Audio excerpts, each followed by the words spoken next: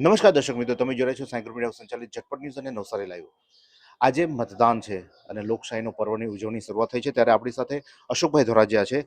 અશોકભાઈ, તમે એક તો મેયરના દાવેદાર છો અને મેયર છો જ એમ કહી શકાય, કેવી રીતિ રહેશે ખાસ કરીને?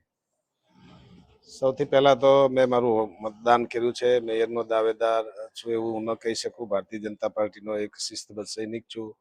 અમારી પાર્ટી કોઈ પણને મેયર બનાવી શકે છે, પરંતુ આજે મેં મારા મતનો ઉપયોગ કરીને મારા વોર્ડમાં જંગી મતદાન થાય એવી સૌને અપીલ કરી છે અને હું ચૂંટાઈને આવીશ તો નવસારી અને મારા વોર્ડના જે કંઈ લોકોની અપેક્ષા છે એ વિકાસના કામો પૂર્ણ થાય તે માટે હું પ્રતિબદ્ધ રહીશ। મતદાનની કેવી આશા છે? મતદાન કેટલા ટકા થશે અંદાજે? આમ તો એસઆરઆઈની કામગીરી થયા પછી જે ડુપ્લિકેટ મતદારો હતા એ મોટાભાગના નીકળી ગયા છે।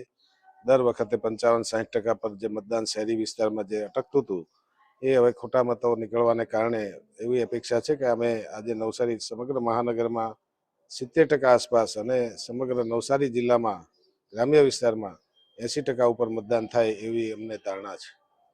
અશોકભાઈને કેવા આશીર્વાદ લાગે?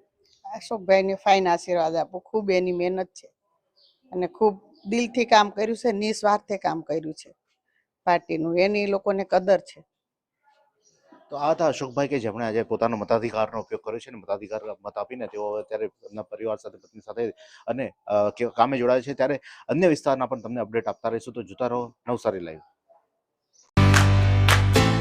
इतने सारे मुखवास, यही सोच रहे हो ना आप? रिफ्रेश के पास है मुखवास की बड़ी रेंज। सर्च करो, क्लिक करो, लाइफ को रिफ्रेश करो।